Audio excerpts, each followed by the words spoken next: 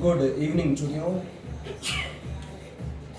आज मैं pose number second trikonasana से स्टार्ट करूँगा। स्टार्ट तो ताड़ासन से ही करूँगा, ताड़ के पेड़ की तरह खड़े रहकर फिर उसके आगे बढ़ेंगे। तो त्रिकोणासन नाम का एक आसन है, और उसको मैं स्टार्ट करूँगा पहले। बट उससे पहले मैंने कहा कि एक जो जवाब मुझे मिला, जो कि बहुत लोगों ने पूछा था कि मोगली को चड्डी किसने पहनाई, तो मैं भी ये सवाल पूछा करता था। तो मैंने सोचा कि किसी न किसी ने तो पहनाई होगी, बट फिर भी मेरे को पता पड़ गया उसका आंसर। मैंने कहा जंगल में जब मोगली कूदता फांदता होगा तो उसका लांड और उसके दो आंट वो झूमते होंगे इधर उधर। तो ऑब्वियस सी बात है कि चलने फिरने, घूमने, लटकने, झूला झूलने, दौड़ने में वो कुछ तकलीफ देता होगा। क्या? लांड एंड दो आंट। इसलिए मोगली ने खुद का दिमाग लाकर भी हो सकता है कि चड्डी पहन ली हो, या फिर किसी जानवर ने, जिस जानवर को ऐसा फील हुआ हो कि यार हम अपनी तो नहीं बांध पा रहे बट उसकी बांध देते हैं, तो मतलब किसी ने किसी ने चड्डी पहनाई। बट चड्डी पहनने के पीछे जो राज था वो उजागर हो चुका है कि उछलने कूदने, दौड़ने, हिलने डुलने, चलने फिरने में आराम की वजह से आराम हो जाए, इसलिए चड्डी का इजाद हुआ। ठीक है, अब सबसे पहले मैं ताड़ासन में खड़ा होऊंगा। अभी तो ये नॉर्मल पोज है, ऐसे ये साधा, फिर विश्राम।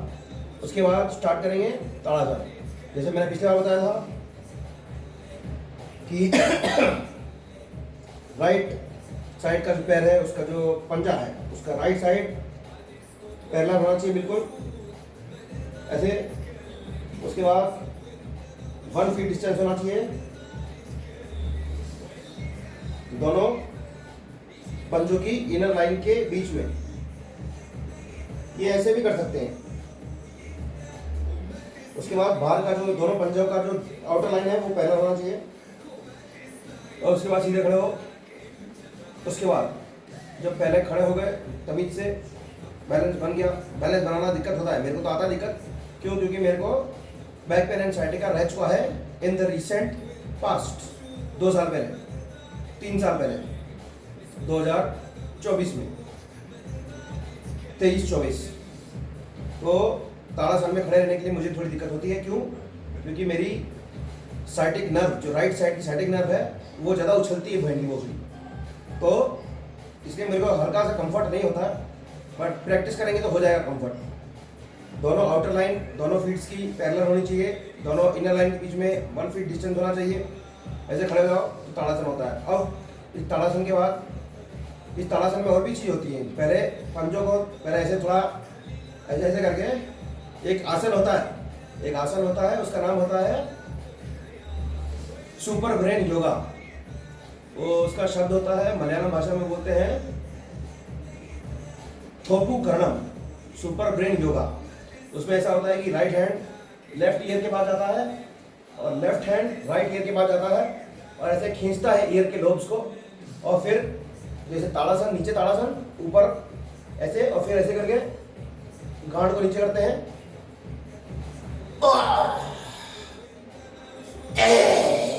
तो ऐसे होता है सुपर ब्रेन योगा। तो ताड़ासन को यूज कर सकते हैं थोपू करनम करने के लिए।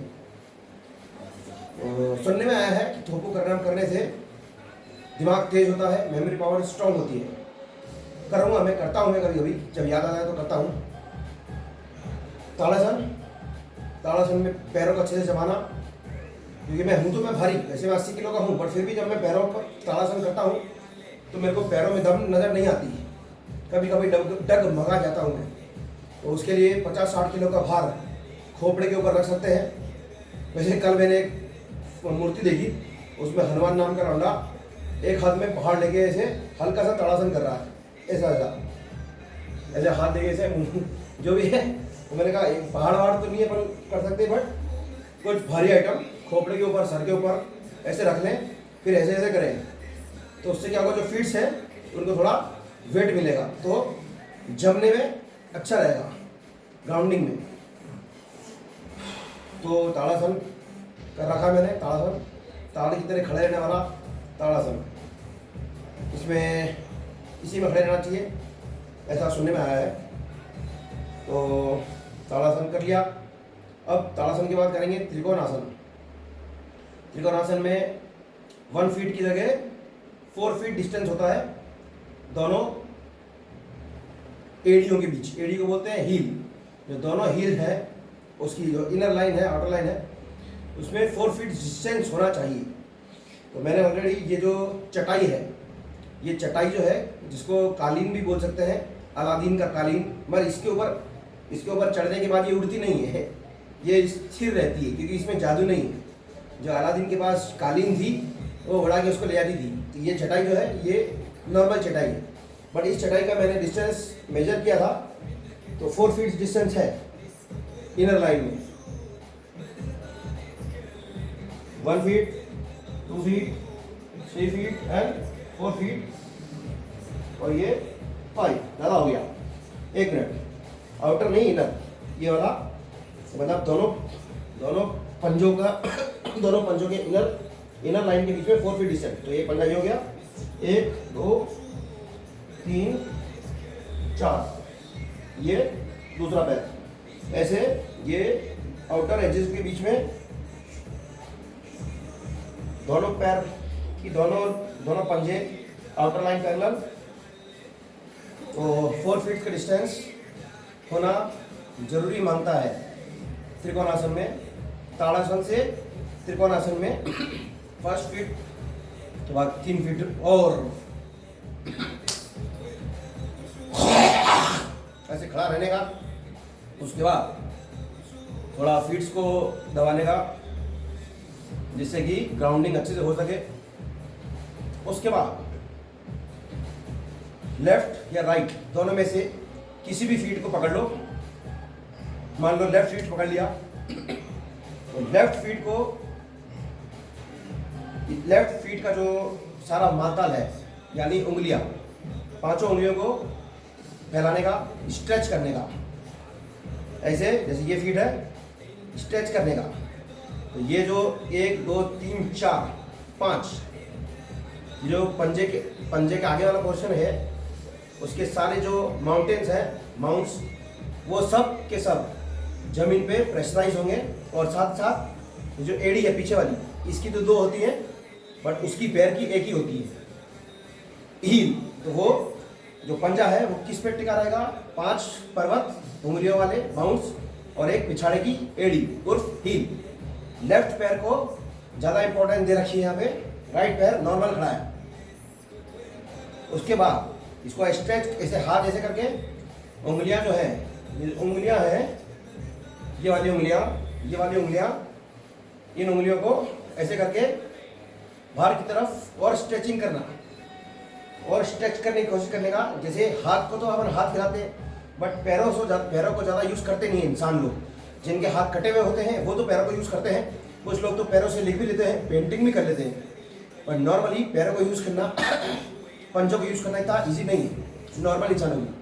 तो ये जो उंगलियां हैं हाथों वाली, इन हाथों वाली उंगलियों क्योंकि लेफ्ट साइड में बॉडी होती है जो, वो ऐसे मैंने फील किया पर्सनल एक्सपीरियंस कि ऐसे करके जब मैं ऐसे कर रहा था तो मेरी उंगलियां भी स्ट्रेच हो रही थी, अच्छी स्ट्रेच हो रही थी।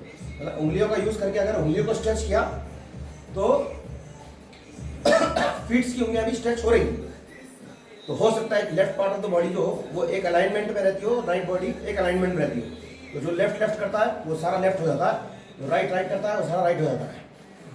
तो राइट को भी मैंने सिर्फ टिका के रखा है पूरे के पूरे सोल के ऊपर, और लेफ्ट जो है उसको थोड़ा सा उठा दिया है, सिर्फ माउंट्स के ऊपर रखा है वो। उसके बाद अब इसमें इस जो मैंने सीखा वो सिखा रहा हूँ मैं, और सिखा नहीं रहा हूँ मैं, तो पर्सनल वीडियो बना रहा हूँ सेल्फ रिविजन के लिए। बट फिर भी किसी को सीखना हो तो सीख सकता है फ्री में। फ्री में तो कुछ नहीं होता। World wide web, Nikola Tesla starrer world wide web को यूज़ करने के लिए पैसा देना पड़ता है, तो फ्री में तो कुछ नहीं मिल रहा है। तो इस पोज में भी वही है जो पिछले पोज में था। ताड़ासन करते टाइम भी जो फोकस होता है खोपड़े का वो पैरों की सारे माउंट्स, अंगूठे की टो, ये वाला पोर्शन और हील्स पर होता है। तो इसी तरीके से इस त्रिकोणासन में सबसे पहले फोकस जो है वो लेफ्ट पैर के पंजे में होना चाहिए, जिस पंजे की उंगलियां स्ट्रेच कर ली गई हैं और जो पंजा फिलहाल अपने माउंट्स उर्फ पर्वत एंड हील पर टिका हुआ है। दिमाग जो है, एक साइड का दिमाग या दो साइड का दिमाग तो मुझे पता नहीं, बट कम से कम एक साइड का दिमाग तो इस पंजे पर ही होना चाहिए। तो इस पंजे पर अगर दिमाग इस पंजे के से हटा तो आगे डगमगा जाता है इंसान, ऐसा मैंने फील किया है। इसलिए कोई भी थॉट्स आए या कुछ भी हो, एक फोकस तो इधर रखना है। वैसे रखना तो पूरा चाहिए, बट अभी इस साइड की बॉडी को भी यूज़ करने वाले हैं, इसलिए कम से कम एक साइड का खोपड़ा तो इधर रखना ही रखना है। तो ये अभी स्ट्रेच है पूरी उंगलियां, पांचों उंगलियां। अब इन पांचों उंगलियों में से जो ये है अंगूठा, पैरों का अंगूठा, पंजे का अंगूठा, उसको नीचे रखने का है और ज़्यादा स्ट्रेच करना है उंगलियों को, जिससे कि पंजा जो है खुल सके। ऐसे तो ये पंजा खुला हुआ है और टिका हुआ भी है। इस पोज में भी थोड़ी देर रेस्ट करें और एनालाइज करें कि फीट का, पंजे का यानी फीट्स का ग्राउंडिंग ढंग से हुआ है नहीं हुआ है। जब हो जाए ढंग से तो ऐसे करके उंगलियों को करके ऐसे उंगलियों को करके और ज़्यादा स्ट्रेच बढ़ाने की कोशिश करनी चाहिए पंजे की, क्योंकि जितना ज़्यादा सरफेस एरिया बढ़ेगा उतना ही ज़्यादा ग्राउंडिंग बढ़ेगी और उतना ही ज़्यादा पंजे को भी मज़ा आएगा और पंजे के साथ साथ पूरे शरीर को भी मज़ा आएगा। एक खोपड़ा इस साइड, उसके साथ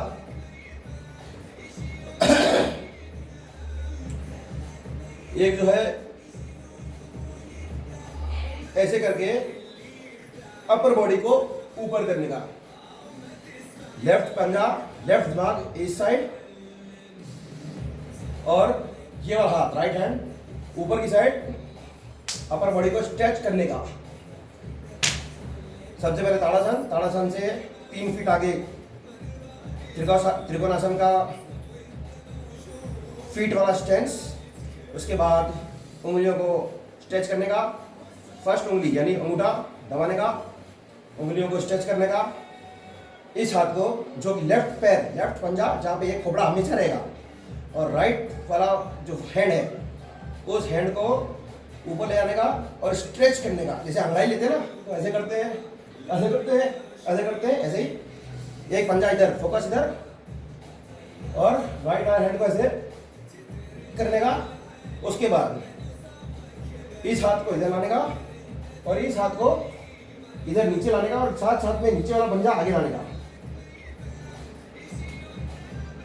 और जो ये है राइट हैंड, इसको घुटने पे रखने का और सारी बॉडी का प्रेशर इस पे डालने का, ऐसे नीचे देखने का और प्रेशर घुटने पे डालने का। घुटना मोड़ने का नहीं है, घुटना हल्का सा सीधे रखने का, ऐसा फोटो में दिखा मैंने, दिखाई दिया? फिर से बता रहा हूँ, पैर वापस आने का, पैर और वापस आने का,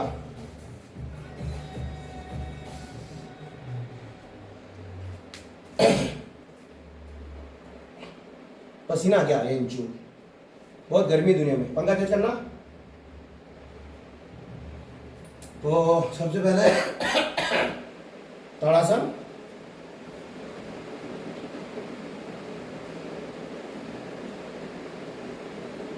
उसके बाद 1 फीट से 2 3 4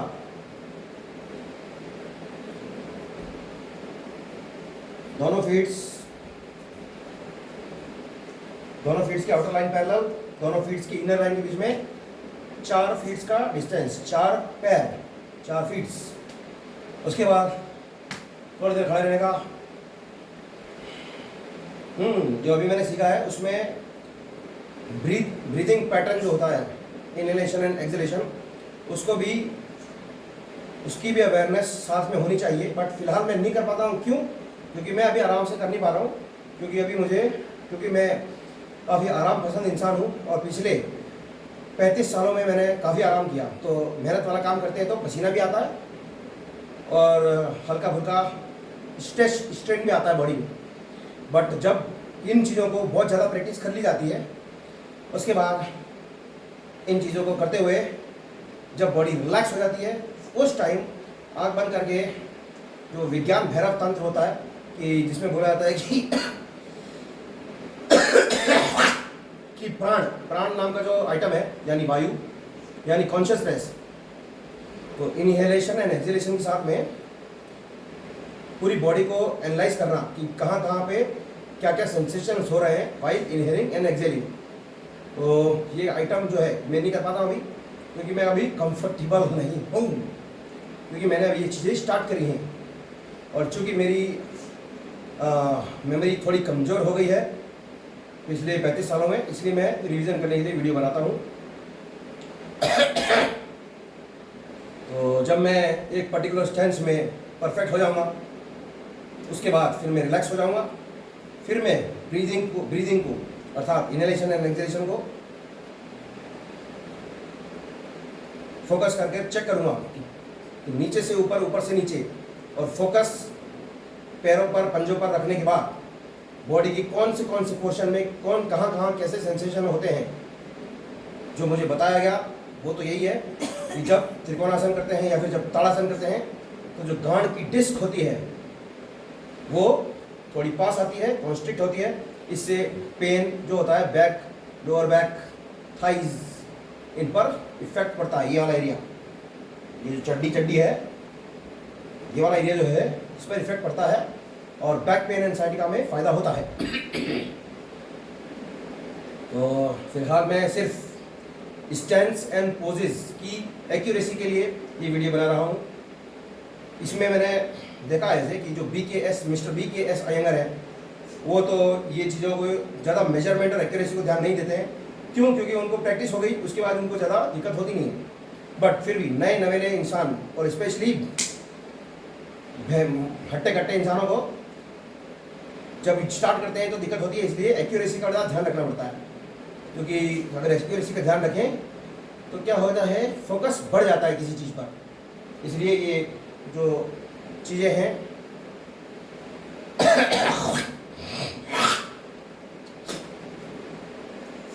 तो अभी फिलहाल मेरे दोनों फीट्स की इनर लाइन के बीच में 4 फीट डिस्टेंस है और दोनों की आउटर एजेस पैरेलल हैं।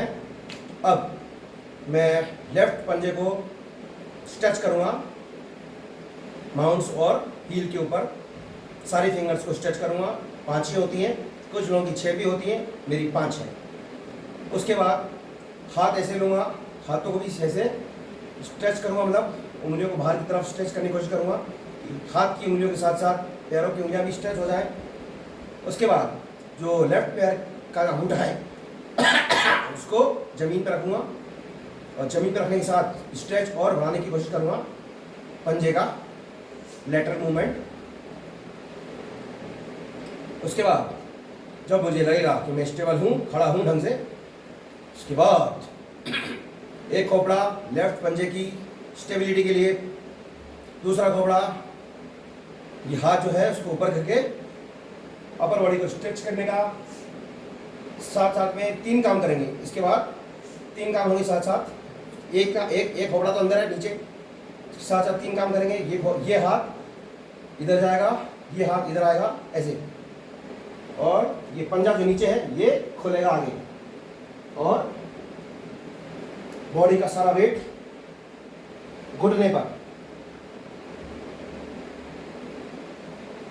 इस पोज में खड़े रहो। बॉटम ओम बोशगरंडम। ये है नॉन स्लिप मैट, नहीं ये स्लिप मैट है, स्लीपिंग मैट है। अभी नॉन स्लिप मैट खरीदूंगा मैं 1 आध 2 4 15-20 दिन में। इसलिए क्या ना, मेरे जो गांड के बीच का जो डिस्टेंस है, मेरे जो फीट्स के बीच का डिस्टेंस है वो बढ़ रहा है। ओम नमः शिवाय।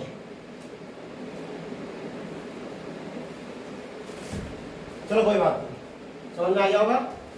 फिर से समझाऊं, अलादीन के कालीन को मैं पैक कर रहा हूँ क्योंकि इसमें मेरे गिरने के चांसेस बढ़ गए थे।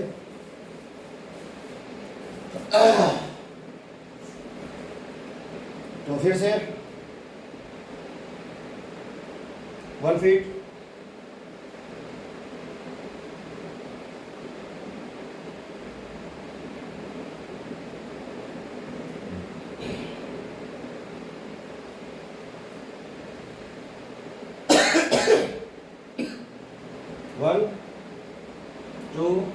3 4।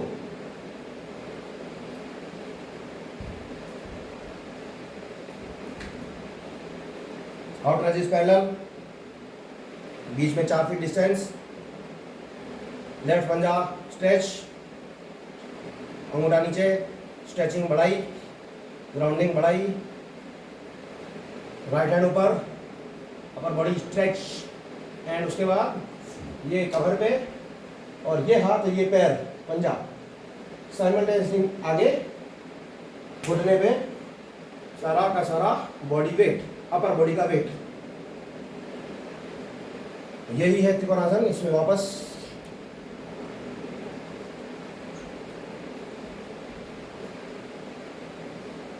ये आ गया ताड़ासन, और इसके बाद बहुत सारे आसन फासन हैं, और आज के लिए इतना ही काफ़ी है। त्रिकोणासन ओवर।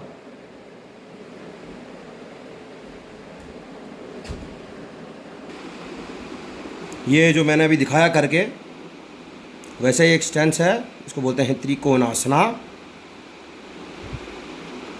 मैंने कोई गलती नहीं करी, कॉपी किया है मैंने, क्योंकि कॉपी करना पड़ता है। कॉपी करते करते जब प्रैक्टिस हो जाती है तो इंसान को कॉपी नहीं करनी पड़ती, वो इंसान की मेमोरी में स्टोर हो जाती है। यह है त्रिकोणासना, इसके बारे में कुछ लिखा हुआ है। जो मिस्टर बी के सेंगर हैं, अयंगर, वो जंप करते हैं, इसलिए यहाँ पे लिखा है इनहेल एंड जंप और स्टेप 4 फीट अपार्ट। जिन लोगों को प्रैक्टिस हो जाती है वो अपने आप 4 फीट डिस्टेंस रख लेते हैं या फिर जंप कर लेते हैं 4 फीट्स। तो जब जंप की जाती है तो आंड और लांड हिले ना, इसलिए चड्डी पहनी जाती है।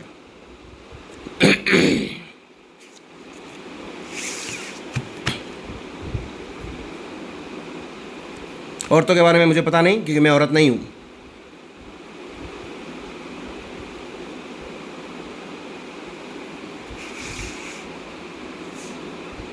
तो इसी के साथ त्रिकोणासन खत्म हो जाता है।